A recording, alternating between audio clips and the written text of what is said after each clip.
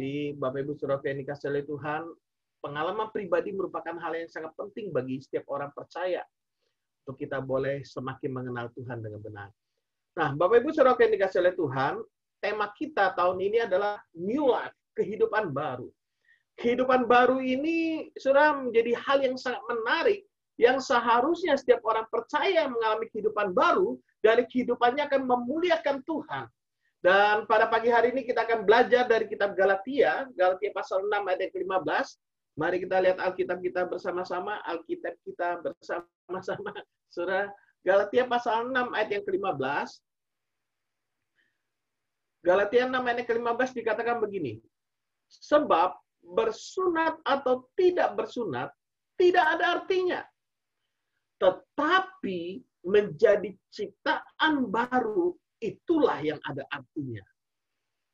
Saya ulang, tetapi menjadi ciptaan baru, itulah yang ada artinya. Coba kita lihat dalam terjemahan sederhana Indonesia. Ayat yang ke-15, biar lebih jelas. Dalam terjemahan sederhana Indonesia. Dalam TSI. Apakah ada di Anda sana? Oh, TSI-nya. Oke. Jadi tidak ada lagi perbedaan antara orang bersunat dan orang yang tidak bersunat. Yang penting adalah rohani kita masing-masing sudah diperbaharui. Ini yang penting, saudara. Adalah rohani kita masing-masing sudah diperbaharui karena bersatu dengan Kristus. Jadi kita diperbaharui karena kita bersatu dengan Kristus. Bukan kita merubah tingkah laku kita, artinya kita diperbaharui, bukan hanya sekedar itu, tapi sumbernya, penyebabnya adalah karena kita bersatu dengan Kristus seperti menjadi ciptaan baru. Kepada setiap kalian yang menjalani hidup sebagai ciptaan baru dan yang tidak membanggakan dirinya, biarlah Allah selalu mengasihani dan menjagamu supaya hidup dengan tenang dalam perlindungannya. Karena secara rohani kamu sudah menjadi warga negara Israel yang baru, yaitu kerajaan Allah. Nah, Bapak Ibu Saudara yang dikasihi oleh Tuhan, kalau kita tahu kitab Galatia ini, Saudara, ini ditulis oleh Rasul Paulus, Saudara. Rasul Paulus ini adalah pemberita Injil buat orang-orang yang di luar Yahudi, Saudara. Dan ketika orang-orang yang non-Yahudi ini menjadi orang percaya, lalu orang-orang Yahudi datang mengatakan kepada mereka bahwa percaya Yesus saja nggak cukup. Kamu harus disunat untuk kamu bisa selamat. Nah, kalau saudara perhatikan struktur dari kitab Galatia ini, saudara, dari pasal 1, pasal 2, pasal 3, saudara, di mana di sana Paulus menyatakan imannya bahwa keselamatan bukan karena melakukan hukum Taurat, tapi karena kasih karunia Allah yang kita terima melalui pengorbanan Yesus Kristus. Kita terima dengan iman. Jadi bukan karena melakukan hukum Taurat seseorang diselamatkan, namun karena iman. Paulus sangat menekankan di sana. Makanya dia menjelaskan bahwa kita ini sudah mati bagi hukum Taurat, bagi dosa. Saudara, lalu kita lihat pasal 1, 2, 3, 4. Nah, pasal 5 dan 6 ini hal yang menarik. Kenapa? Di pasal 5 dan pasal 6, Rasul Paulus menjelaskan atau menceritakan bagaimana pekerjaan Roh Kudus dalam diri orang percaya sehingga mengubah kehidupan orang percaya menjadi ciptaan baru, dan semuanya dimulai karena kita bersatu dengan Kristus. Kapan kita bersatu dengan Kristus? Ketika kita menerima Yesus menjadi Tuhan dan Juru Selamat kita. Ketika kita menyerahkan hidup kita kepada Dia sungguh-sungguh, di sanalah kita bersatu dengan Kristus. Kita lahir baru. Orang yang lahir baru, saudara, kalau orang itu benar-benar lahir baru, Alkitab mencatat dia diberikan roh yang baru, hati yang baru. Kalau dulunya suka berbuat dosa, tiba-tiba dia merasa nggak enak untuk berbuat dosa. Kalau dulunya suka berkata-kata kotor, saudara, tiba-tiba waktu dia lahir baru, dia merasa nggak cocok lagi dia hidup sebagai orang yang berkata-kata kotor. Kalau dulunya dia berbuat dosa, berzina, tiba-tiba dia merasa, aku nggak bisa begitu lagi. Aku adalah ciptaan baru. Ketika dia diberikan hati yang baru, saudara, bahkan lampu merah pun dia nggak mau langgar, saudara. Dosa yang sekecil apapun dia nggak mau langgar. Kenapa? Ada sesuatu yang baru terjadi dalam hidupnya. Dan ketika sesuatu yang baru ini terjadi di dalam hidupnya, Bapak Ibu Saudara yang dikasih oleh Tuhan, pikiran, perasaan, keinginannya itu selalu tertuju pada Kristus. Dia rindunya bersekutu, beribadah, menikmati firman, datang ibadah, menyembah Tuhan. Saudara, hari-harinya ada satu kerinduan yang besar untuk selalu bersekutu dengan Tuhan dan berfokus pada Tuhan. Itu orang yang lahir baru, saudara yang dikasih oleh Tuhan. Namun dengan berjalannya waktu, kadang mulai terjadi ada tekanan dalam hidup. Ada godaan dalam hidup. Sehingga apa? Fokusnya mulai berbelok. Kalau dulunya sebelumnya berfokus pada Tuhan, mulai sebagian berfokus pada dirinya sendiri. Makanya Alkitab berkata, di mana ada iri hati dan mementingkan diri sendiri, di sana muncul kekacauan. Nah, oleh karena itu, Bapak Ibu Saudara yang dikasih oleh Tuhan, pada hari ini saya hanya akan membagikan 3 hal sederhana. Bagaimana kita hidup sebagai ciptaan baru berdasarkan Galatia pasal 5 sampai 6 ini, Bapak Ibu Saudara yang dikasih oleh Tuhan. Mari kita mulai dengan melihat, saudara, yang pertama, mari kita lihat Galatia pasal 5 ayat yang pertama. Galatia pasal 5 ayat yang pertama dikatakan supaya kita sungguh-sungguh merdeka. Kristus telah memerdekakan kita. Bukan akan, tapi telah. Waktu saudara menerima Yesus menjadi Tuhan dan Juru Selamat dalam hidup saudara dan saya, sadar atau tidak, saudara telah dimerdekakan oleh Kristus. Karena itu apa dikatakan? Berdirilah teguh dan jangan mau lagi dikenakan kuk perhambaan. Nah, yang menjadi pertanyaan adalah merdeka dari apa?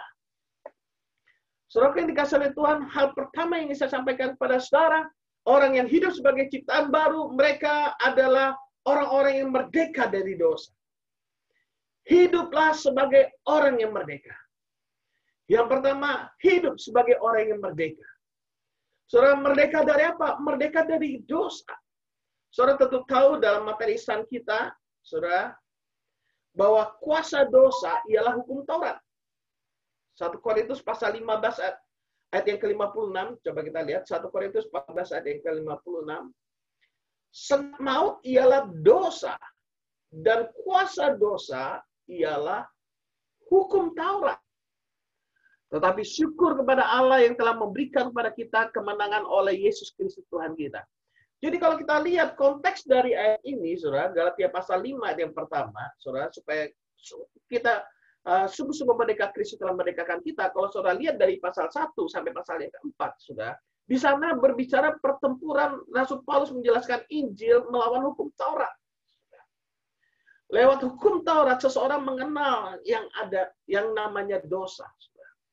Makanya kalau saudara perhatikan, saudara, Galatia pasal 3, saudara, Rasul Paulus berkata begini, hai orang-orang Galatia yang bodoh, siapakah yang telah mempesona kamu? Bukankah Yesus Kristus yang disalibkan itu telah dilukiskan dengan terang di depanmu? Hanya ini yang hendak ku ketahui daripadamu. Adakah kamu telah menerima roh karena melakukan hukum Taurat atau karena percaya kepada pemberitaan Injil? Saudara yang dikasih oleh Tuhan, kita menerima kehidupan baru karena kita percaya pada berita Injil. Berita Injil yaitu Yesus yang telah mati di atas kayu salib karena dosa-dosa saudara dan saya. Ia dikuburkan pada hari ketiga, dia bangkit dan naik ke surga. Itu berita Injil. Ketika saudara menerima berita Injil, maka saudara akan mengalami kemerdekaan. Jangan lagi hidup di bawah hukum Taurat. Sebagian orang berkata hukum Taurat baik memang, karena mengajarkan bagaimana kita hidup oke.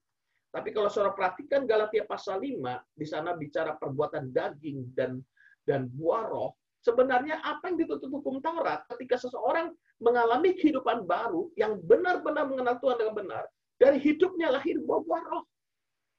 Nanti kita akan pelajari sampai di sana. Saudara, cuman secara sekilas sederhana, saya ingin menyampaikan kepada setiap kita bahwa sebagai ciptaan baru, kita hidup sebagai orang yang merdeka. Amin. Hukum Taurat mengakibatkan kita menyadari dosa. Kasih karunia Tuhan mengakibatkan kita menyadari betapa besarnya baiknya Tuhan dalam kehidupan kita. Sebagai orang yang merdeka, mari kita menyadari terus betapa besar kasih karunia Allah dalam kehidupan kita. Kita mempelajari seluruh kebenaran firman Kristus, bagaimana hidup dalam kasih karunia Allah. Saudara. Itu luar biasa sekali, Bapak Ibu Saudara yang dikasihi oleh Tuhan. Galatia pasal 5 ayat ke-13, coba kita lihat. Galatia pasal 5 ayat ke-13.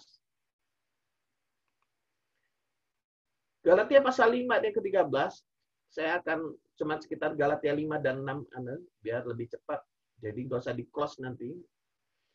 Galatia pasal 5 ayat ke-13, saudara-saudara, memang kamu telah dipanggil untuk merdeka, tetapi janganlah kamu mempergunakan kemerdekaan itu sebagai kesempatan untuk kehidupan dalam dosa. Melainkan layanilah seorang akan yang lain oleh kasih. Saudara, kasih karunia Allah yang telah memerdekakan kita bukanlah menjadi kesempatan atau izin untuk kita berbuat dosa karena ada kasih karunia Allah. Sebagai orang yang merdeka, jangan mau lagi hidup di bawah intimidasi, perasaan bersalah, ketakutan, sudah ada kuk perhambaan dikatakan, merasa tidak mampu dan sebagainya. Hari ini sebagai ciptaan baru yang telah bersatu dengan Kristus, hiduplah sebagai orang-orang yang merdeka. Hiduplah sebagai orang-orang yang merdeka, yang bebas dari ketakutan dan sebagainya.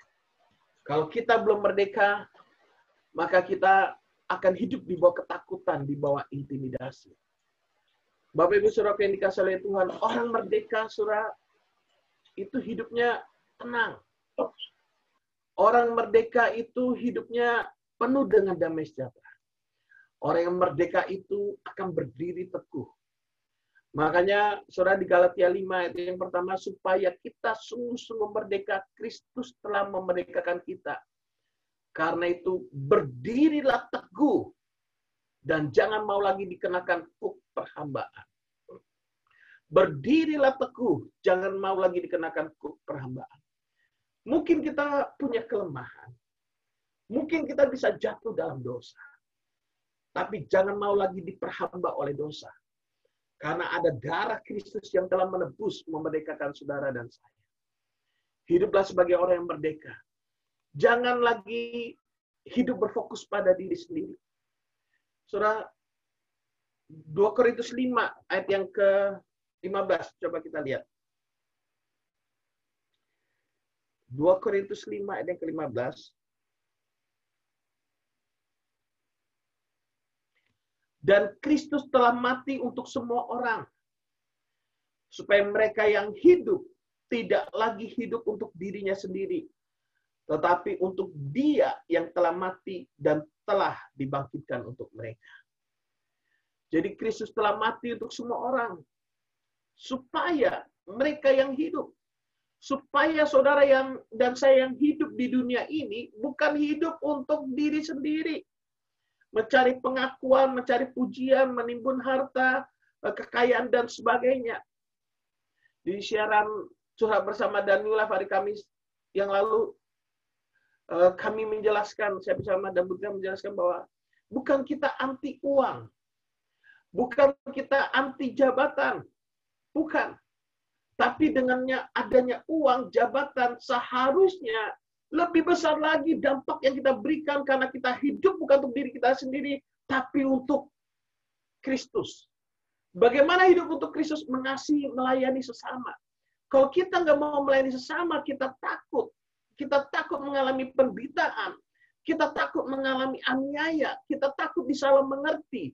Kita takut menanggung beban, saudara. Itu berarti kita masih hidup berfokus pada diri kita sendiri. Mari kita belajar hidup berfokus kepada Kristus. Hidup kita adalah penyembahan. Kita harus menyadari di sini, saudara, bahwa hidup kita adalah penyembahan kepada Tuhan. Dan apapun yang kita lakukan adalah untuk Tuhan.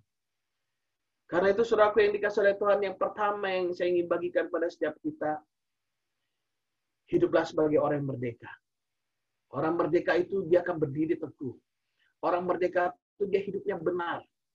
Orang merdeka itu dia melayani dengan kasih. Tidak hidup di bawah hukum Taurat.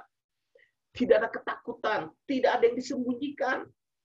Tidak ada perasaan bersalah atau terintimidasi.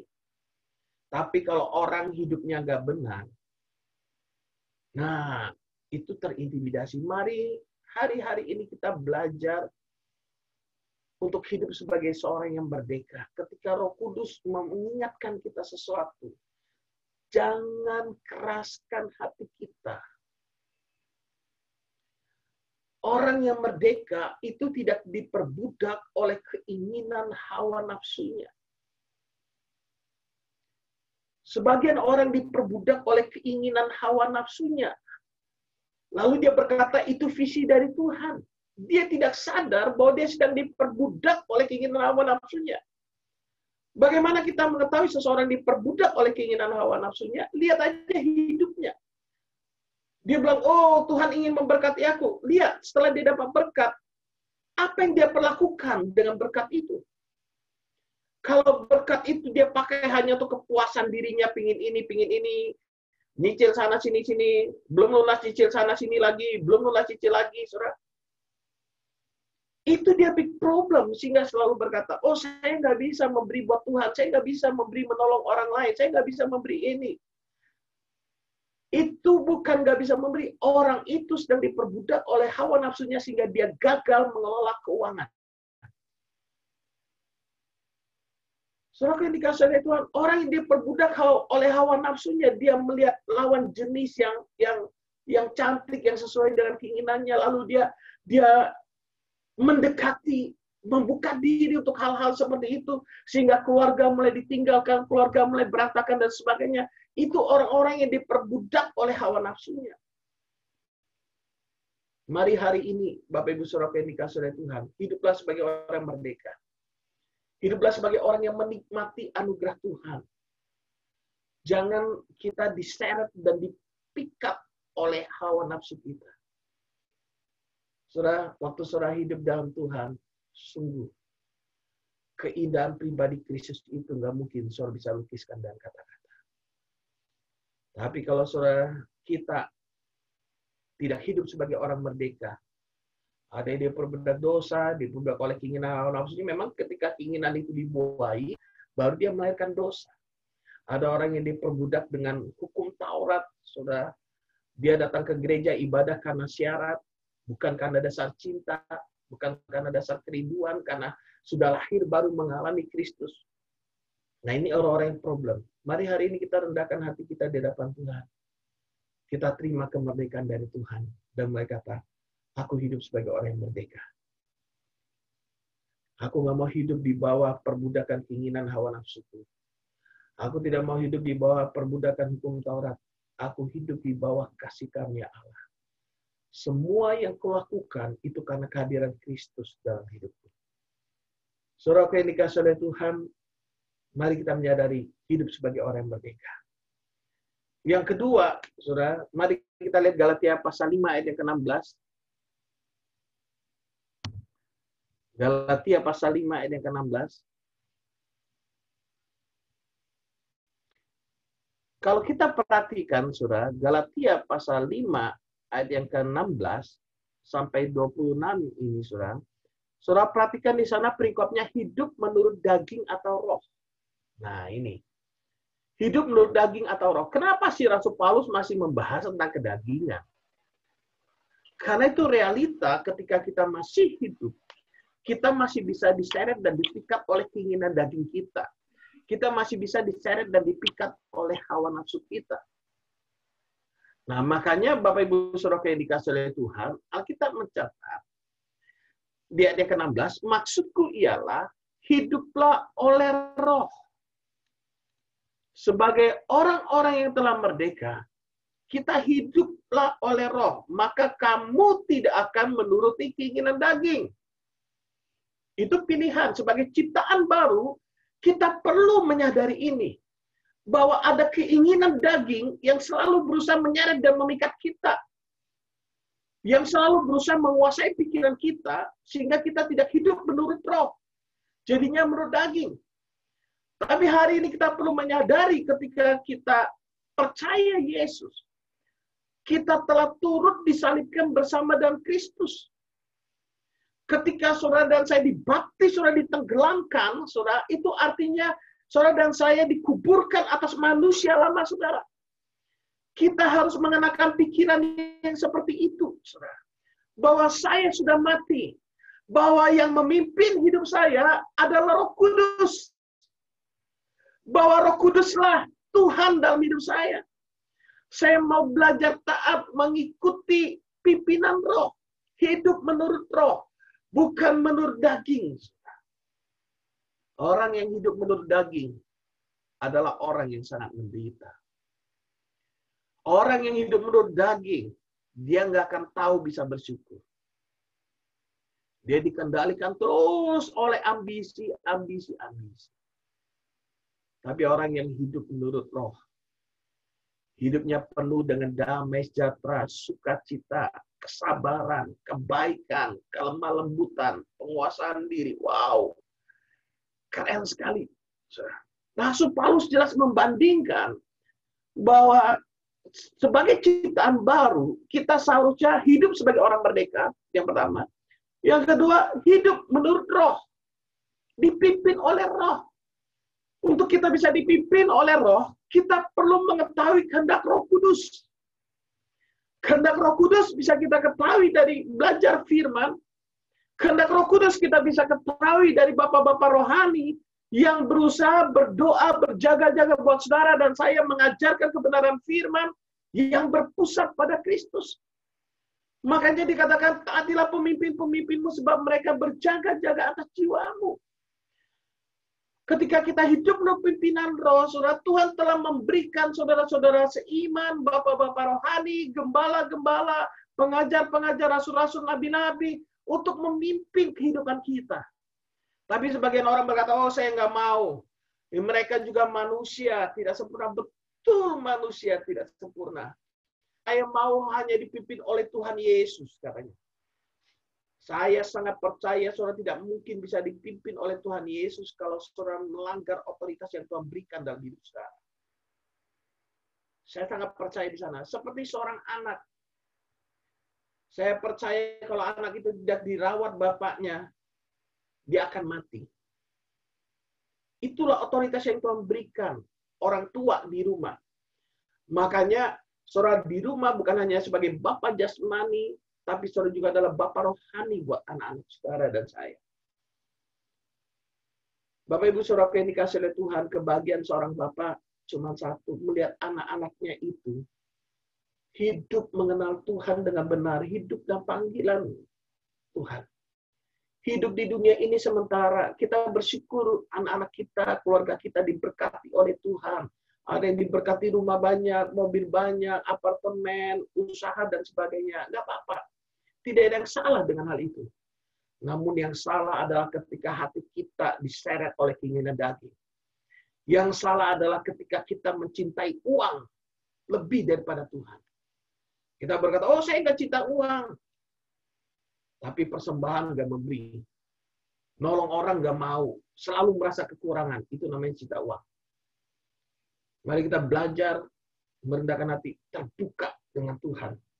Mulai berkata, Tuhan aku siap untuk hidup sebagai orang merdeka. Aku siap untuk hidup dalam pimpinan Roh. Sekalipun itu secara daging mungkin nggak enak. Saudara. Karena keinginan daging berlawanan dan keinginan Roh. Kita sadar kita sudah mati bagi daging. Semakin kita fokus sama Kristus. Semakin kita hanya menikmati hubungan intim dengan Dia. Ada satu kerinduan untuk bersekutu selalu dalam roh dan kebenaran. Bapak Ibu Saudara yang dikasihi oleh Tuhan. Semakin saudara tanpa sadar, keinginan daging saudara sudah menipis dan akhirnya tidak menguasai hidup kita lagi. Bapak Ibu Saudara yang dikasihi oleh Tuhan, luar biasa. Rasul Paulus menjelaskan bagaimana bahwa sebagai ciptaan baru yang penting, sebagai manusia rohani, saudara dan saya harus hidup sebagai orang-orang merdeka. Saudara hidup menurut pimpinan Roh. Bapak Ibu Saudara yang dikasihi oleh Tuhan, orang yang hidup dan pimpinan Roh itu telah mati bagi daging. Karena kita telah bersatu dengan Kristus. Kita tidak menuruti keinginan daging. Nanti saudara bisa baca ayat-ayat ini komplit di rumah. Apa yang saya sampaikan, kebanyakan saya ambil dari Galatia pasal 5 dan 6 saja. Untuk mempersingkat waktu, saudara, saya rindu untuk kita hidup dipimpin oleh Roh. Orang yang hidup dipimpin oleh Roh, itu akan menghasilkan buah Roh. Saya ulang. Orang yang hidupnya dipimpin oleh Roh, akan menghasilkan buah Roh. Jadi tidak ada lagi alasan bagi orang percaya tidak menghasilkan buah Roh. Kenapa? Tidak ada lagi alasan untuk orang percaya tidak menghasilkan buah Roh. Karena setiap orang percaya telah dilahirkan dengan benih ilahi. Roh yang baru. Roh Allah. Roh Allah inilah yang memimpin kita. Karena setiap orang percaya telah dikaruniakan Roh Kudus. Tidak ada seorang pun dapat mengakui Yesus adalah Tuhan selain oleh karena Roh Kudus. Karena setiap orang percaya dianugerahkan segala sesuatu yang berguna untuk hidup yang saleh. Itu materi-materi yang sudah biasa kita pelajari bersama. Bapak Ibu Saudara yang dikasihi oleh Tuhan. Namun kenapa kita masih melihat sebagian orang percaya tidak menghasilkan buah Roh dalam hidupnya? Kenapa itu bisa terjadi? Saya mencatat yang pertama, karena belum lahir, walaupun dia Kristen, tapi dia nggak pernah mengalami zaman kuasa Roh Kudus, mengalami perjumpaan pribadi dengan Tuhan secara khusus di dalam rohnya, dalam hatinya, belum dilahirkan baru. Saudara bisa lihat di dasar yang keempat, ada orang-orang fasik yang menyelusup di tengah-tengah kita, yang menyalahgunakan kasih karunia Allah untuk melampiaskan hawa nafsu mereka. Alkitab catat. Bahkan kalau kita lihat dalam Alkitab, Yudas yang adalah murid Yesus belum lahir baru. Karena dia tidak pernah percaya pada Yesus sebagai Tuhan dan Juru Selamat, menyerahkan seluruh hidupnya kepada Tuhan. Itu yang Alkitab katakan, Yohanes pasal 6. Kenapa orang yang kelihatannya Kristen, tapi tidak kelihatan buah rohnya? Atau kalau yang pertama tadi, karena belum lahir baru, oke lah kalau belum lahir baru kita wajar lah. Tapi ada orang percaya, tapi kenapa buah rohnya belum kelihatan? Yang kedua, karena kena tipu muslihat si jahat. Iblis selalu berkata, oh kamu sudah cukup baik, nggak perlu lagi belajar firman, kamu sudah tahu semuanya, nggak perlu lagi dimuridkan. Ngapain ikut kelas pemuritan, ngapain belajar sana, belajar ini. Kan di internet banyak ini, itu. Oh, nggak perlu, kamu hanya berpusat sama Tuhan saja. Jangan berpusat pada manusia, manusia mengecewakan, betul, saudara. Tapi saya mau beritahu saudara, kalau saudara belajar mengasihi pemimpin saudara, mengasihi orang tua saudara, mengasihi bapak rohani saudara, saudara akan melihat buah roh itu akan muncul dalam kehidupan saudara. Sayangi orang tua kita ketika mereka masih ada. Hormati orang tua kita. Cintai orang tua kita dengan segenap hati kita. Kadang sebagian kita merasa, aduh orang tua kita menjengkelkan. Kadang kelakuan, kalau menurut ilmu psikologi kan makin tua, makin kelakuan kayak anak-anak, butuh perhatian, butuh ini, butuh itu. Gak apa-apa, saudara. Di sanalah kasih Tuhan mengalir. Ketika orang tua kita dalam tanda petik tidak berfungsi untuk menopang hidup kita karena sudah tidak bekerja, sudah berumur dan sebagainya, hormati, layani orang tua kita. Jangan kita berkata, oh aku melayani Tuhan tapi keluarga tidak dilayani. Layani Tuhan itu dimulai dari melayani diri sendiri bersama dengan Tuhan. Artinya apa? Bersekutu dengan Roh Kudus, bersekutu dengan firman. Melayani keluarga. Bapak Ibu Saudara yang dikasihi oleh Tuhan. Jangan biarkan iblis menipu kita. Saudara, sebagian orang kena tipu. Kenapa? Karena melihat ayat cuma sepenggal-sepenggal.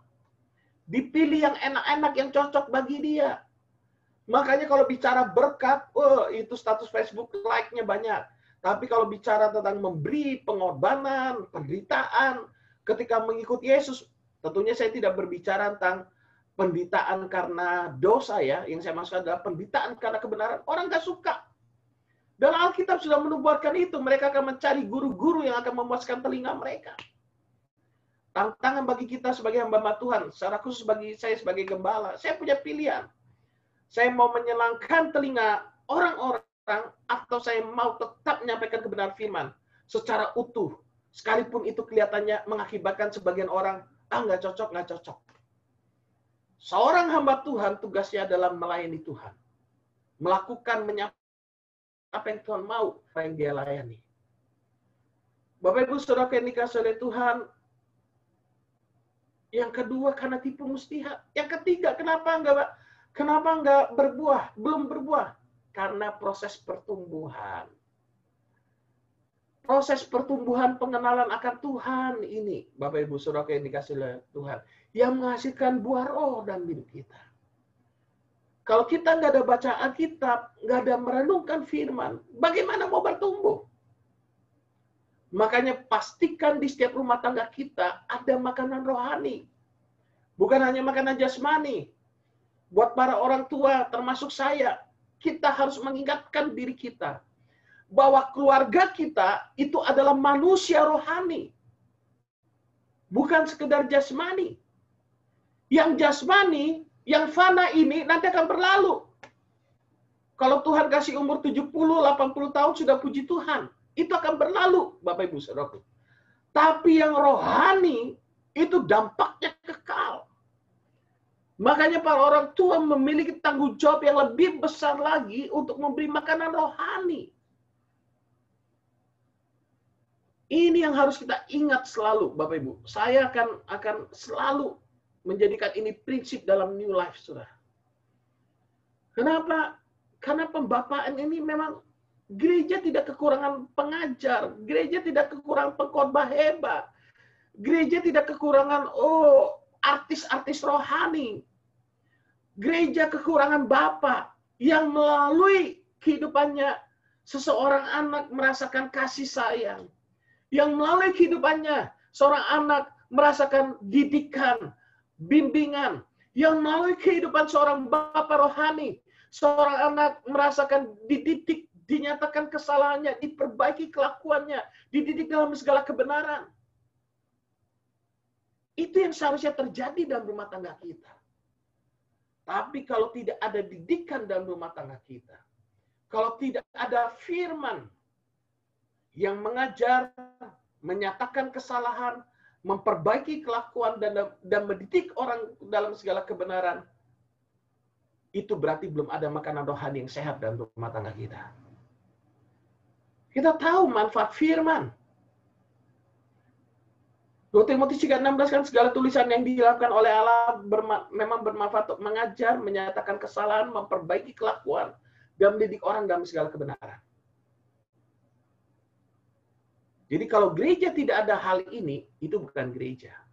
Kenapa? Karena yang diberitakan berarti bukan firman Kristus.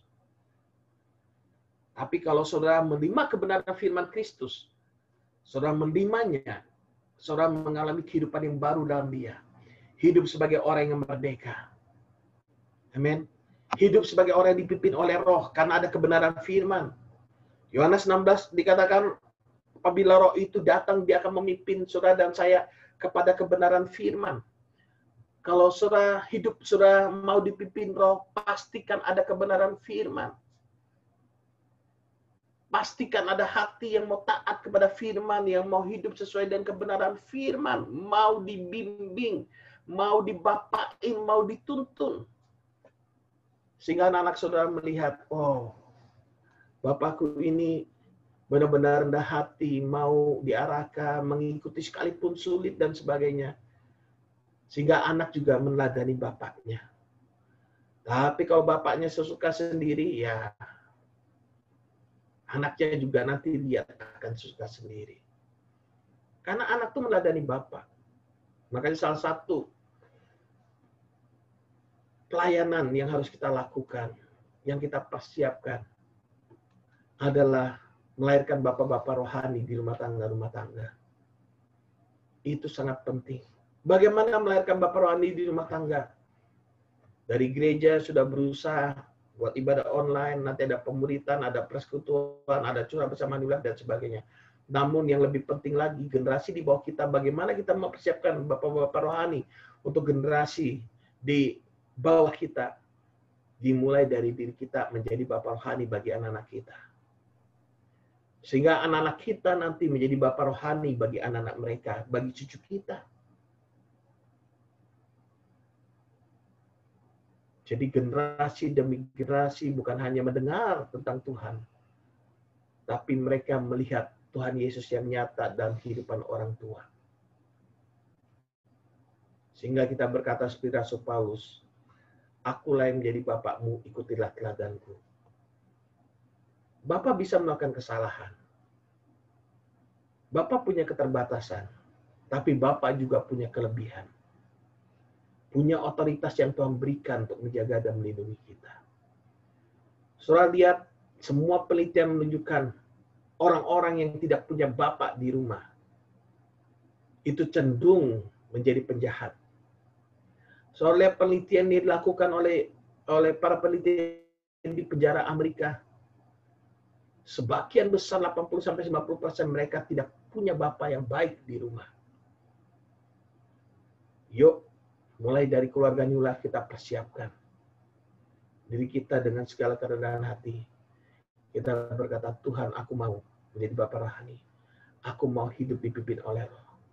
Aku mau di rumah tanggaku hidup dipimpin oleh Roh. Ada firman di rumah tanggaku, ada kasih sayang, ada kebenaran yang terus disampaikan. Kenapa orang percaya tidak menghasilkan buah Roh? Karena salah fokus. Dia nggak memiliki keintiman dan Roh Kudus. Hidup menurut sesukanya sendiri. Bapak Ibu Saudara yang dikasihi oleh Tuhan sebagai ciptaan baru, untuk memiliki kehidupan yang baru. Bagaimana kita hidup dalam kehidupan baru? Hiduplah sebagai orang yang merdeka. Hiduplah sebagai seorang yang dipimpin oleh Roh Kudus. Saudara, coba kita lihat Galatia pasal 5 ayat yang ke-22. Tetapi buah Roh ialah kasih, sukacita, damai sejahtera, kesabaran, kemurahan, kesetiaan, kelemah lembutan, penguasaan diri. Tidak ada hukum yang menentang hal-hal itu. Saudara, yang menariknya, buah Roh ini muncul dalam kehidupan kita itu dalam segala keadaan. Saudara bisa lihat jemaat Makedonia dalam 2 Korintus pasal 8 di sana. Sekalipun mereka sangat miskin diterpa dengan berbagai macam pencobaan, tapi sukacita mereka meluap. Kasih mereka nyata. Lewat pemberian mereka untuk mendukung orang-orang kudus, sampai Paulus berkata mereka memberi melebihi daripada kemampuan mereka. Ayat yang ke-24, barang siapa menjadi milik Kristus Yesus, ia telah menyalibkan daging dengan segala hawa nafsu dan keinginannya. Telah menyalibkan daging dengan segala hawa nafsu dan keinginannya. Jikalau kita hidup oleh Roh, baiklah hidup kita juga dipimpin oleh Roh. Ayat 26, dan janganlah kita gila hormat. Janganlah kita saling menantang dan saling mendeki. Dalam terjemahan lain seperti hewan. Bapak Ibu, jangan. Hidup kita dipimpin oleh Roh, menghasilkan buah Roh. Amin. Jangan dikendalikan oleh hawa nafsu dan keinginan kita. Sabar. Cintai proses. Cintai proses. Jangan karena masih single, sudah umur, gak mau melewati proses, ketemu orang di pasar, langsung ngajak nikah. Zaman kamu ini unik, sudah. Kenalan online langsung ngomong nikah. Saya lihat di Facebook itu, astaga, kok bisa begini ya dunia ini ya. Hanya kenalan-kenalan online, lihat, oh kamu smart, gini, puji-pujian dikit. Udah langsung ngajak nikah, walaupun beda negara. Wah, kacau memang. Saya bukan berarti anti seorang menemukan jodoh lewat online, nggak ada masalah. Perluas pergaulan nggak ada masalah. Tapi dalam seorang memutuskan untuk menikah dengan seseorang, seorang harus melewati proses. Belajar mengenali dia, apakah dia cinta Tuhan, apakah dia pribadi yang bertanggung jawab, apakah dia keuangannya oke, apakah manusia rohaninya oke, tujuan rohaninya oke, visinya oke, sejalan atau tidak. Bapak Ibu Saudara yang dikasihi oleh Tuhan, mari kita sungguh-sungguh hidup dipimpin oleh Roh. Jangan menurut keinginan daging. Yang terakhir, Galatia pasal 6 ayat yang pertama. Saudara lihat perikopnya, saling membantulah kamu, dikatakan. Yang ketiga adalah hidup dengan saling membantu. Jadi kita bukan hanya hidup sebagai orang merdeka, hidup dipimpin oleh Roh, hidup yang saling membantu. Ini salah satu buah dari orang yang hidup dipimpin oleh Roh. Saudara-saudara, kalaupun seorang kedapatan melakukan suatu pelanggaran, maka kamu yang rohani harus memimpin orang itu ke jalan yang benar dalam roh lemah lembut, sambil menjaga dirimu. Sambil apa? Menjaga dirimu sendiri supaya kamu jangan kena pencobaan. Bertolong-tolonganlah menanggung bebanmu, demikianlah kamu memenuhi hukum Kristus. Bertolong-tolonganlah menanggung bebanmu, sehingga kamu memenuhi hukum Kristus. Kita baca aja dulu sampai bawah. Sebab kalau seorang menyangka bahwa ia berarti, nah ini, merasa, saudara, berarti, padahal ia sama sekali tidak berarti, ia menipu dirinya sendiri. Ini biasa orang berusaha menghibur diri, merasa sudah baik, merasa sudah begini, sehingga nggak mau lagi, merasa sudah tahu semua, sehingga nggak mau belajar. Nggak perlulah, itu kan untuk orang-orang yang belum tahu dan sebagainya. Padahal Bapak Ibu Saudaraku, kalau firman itu berulang-ulang, begitulah cara kita memahami firman, mengingat firman, dan menghidupi firman. Jangan merasa gini, oh sudah tahu. Nah, kalau sudah tahu berarti belajar, kita sudah kena tipu. Ayat keempat, baiklah tiap-tiap orang menguji pekerjaannya sendiri, maka ia boleh bermegah melihat keadaannya sendiri dan bukan melihat keadaan orang lain. Sebab tiap-tiap orang akan memikul tanggungannya sendiri. Ayat yang keenam, dan baiklah dia yang menerima pengajaran dalam firman, membagi segala sesuatu yang ada padanya dengan orang yang memberikan pengajaran itu. Jangan sesat. Allah tidak membiarkan dirinya dipermainkan, karena apa yang ditabur orang itu juga yang akan dituainya. Sebab barang siapa menabur dalam dagingnya, ia akan menuai kebinasaan dari dagingnya. Tetapi barang siapa menabur dalam roh, ia akan menuai hidup yang kekal dari roh itu. Bapak Ibu Saudaraku yang dikasih oleh Tuhan, ayat yang ke-9, jadi hal yang penting, janganlah kita jemu-jemu berbuat baik. Karena apabila sudah datang waktunya, kita akan menuai jika kita tidak menjadi lemah. Karena itu, selama masih ada kesempatan bagi kita, marilah kita berbuat baik kepada semua orang, tetapi terutama kepada kawan-kawan kita seiman. Mari kita hidup bertolong-tolongan, saling membantu satu sama yang lain. Menjalankan sesuai dengan fungsi kita. Mereka yang melayani sepenuh waktu, jangan mengharapkan upah. Tapi mereka yang menerima pelayanan, bagikan apa yang ada padamu, pada orang yang melayani engkau. Bapak Ibu Saudara yang dikasih oleh Tuhan, ini prinsip bertolong-tolongan, hidup dalam kasih Tuhan. Waktu kita bertolong-tolongan satu sama lain, kemuliaan Tuhan itu akan dinyatakan. Bapak Ibu Saudara yang dikasih oleh Tuhan, saya rindu setiap keluarga New Life tidak ada seorang pun yang kekurangan. Kekurangan apa? Kekurangan makanan rohani. Kekurangan apa? Kekurangan makanan jasmani. Makanya ingat baik-baik, tidak boleh ada di antara kita yang hutang piutang untuk makan. Atau untuk sesuatu yang tidak urgent, tidak boleh. Hindari hutang piutang. Kalau Bapak Ibu butuh makan, di New Life ada, Bapak Ibu. Bapak Ibu butuh makanan rohani, di New Life ada. Bapak Ibu mau kasih makan makanan rohani buat anak Bapak Ibu, bingung gimana caranya. Di New Life ada. Uang lagi mepet, nggak ada makanan. Jangan ngutang. Datang ke New Life, ambil sembako. Ambil seperlunya Bapak Ibu. Tentunya mental kita bukan mental menerima, ya, mental kita adalah mental memberi, betul ya? Tapi ada memang saat-saatnya kita mengalami kesulitan. Jangan bereaksi salah. Kita harus saling tolong-menolong satu sama yang lain. Amin. Amin. Yang berkelebihan menolong yang berkekurangan. Yang berkekurangan juga tidak menggantungkan hidupnya kepada yang berkelebihan, tapi menggantungkan hidupnya kepada Tuhan.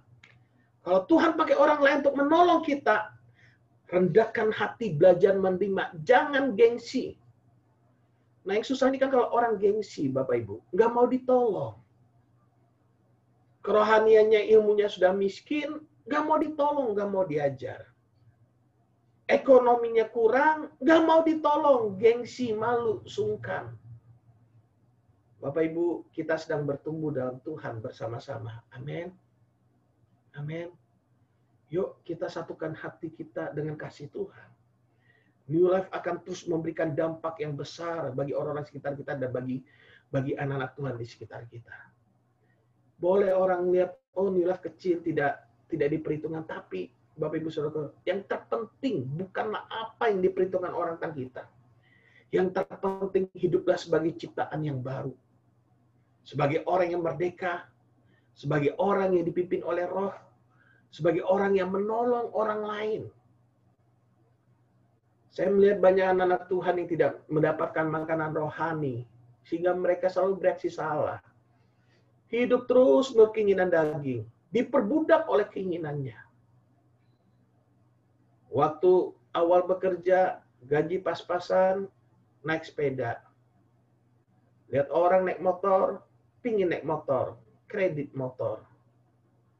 Belum lunas, kredit motornya, gajinya naik, pingin mobil, kredit mobil. Sudah kredit mobil, sudah belum lunas, lihat rumah orang, kredit rumah. Dia kerja keras. Waktu dia sudah punya rumah, lihat orang, pingin jalan-jalan ke luar negeri. Kredit lagi, kerja keras lagi. Jangan-jangan sebelum lunas semua dia sudah dipanggil oleh Tuhan. Apakah menikmati hidup seperti itu? Kita bekerja untuk menjadi berkat. Ingat ini baik-baik. Kita bekerja untuk menjadi berkat. Kita melayani untuk menjadi berkat. Hidup kita ada untuk menjadi berkat. Saya berdoa biarlah kita semua terbuka akan kebenaran ini. Bagaimana kita hidup sebagai ciptaan baru dan Tuhan, sebagai manusia baru yang memiliki kehidupan baru yang berbeda dengan cara dunia. Berbeda dengan cara dunia. Maka orang akan melihat Kristus dalam hidup kita. Umur gak ada yang duga. Bapak Ibu. Kemarin seorang hamba Tuhan di Jakarta, saudara, biasa kalau saya ke Jakarta, tinggal di gereja, di GPA Immanuel, di Utama sana. Dan kalau ada doa pagi, jam 5 pagi, Bapak Ibu. Kalau kami tinggal di sana, saya juga sama istri pernah tinggal di sana. Kalau ada doa pagi, pasti kami ikut. Kami turun jam 5. Ada namanya Pak Budi. Dia setiap pagi doa pagi. Genjrengan gitarnya, ya biasa. Suaranya biasa. Tapi dia setia terus menyembah Tuhan. Dia pimpin orang-orang yang doa pagi itu.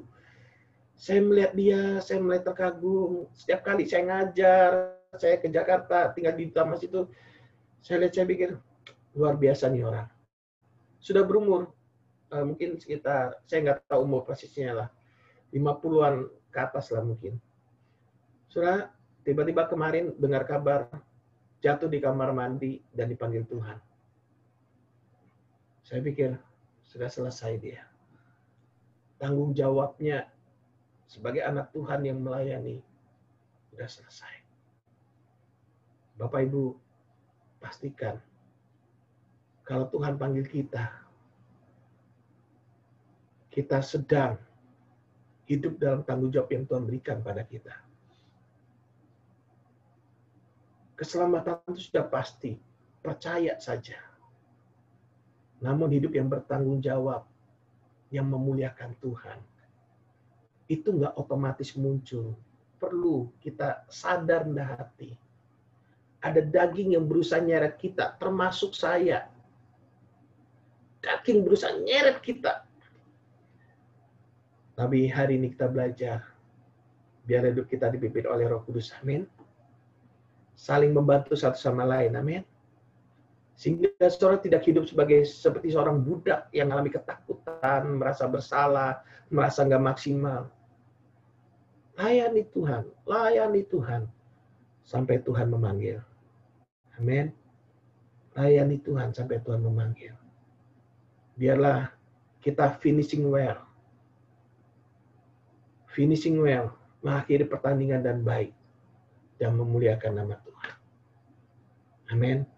Kita akan berdoa, ini akan pimpin kita dalam doa. Makasih Tuhan Yesus.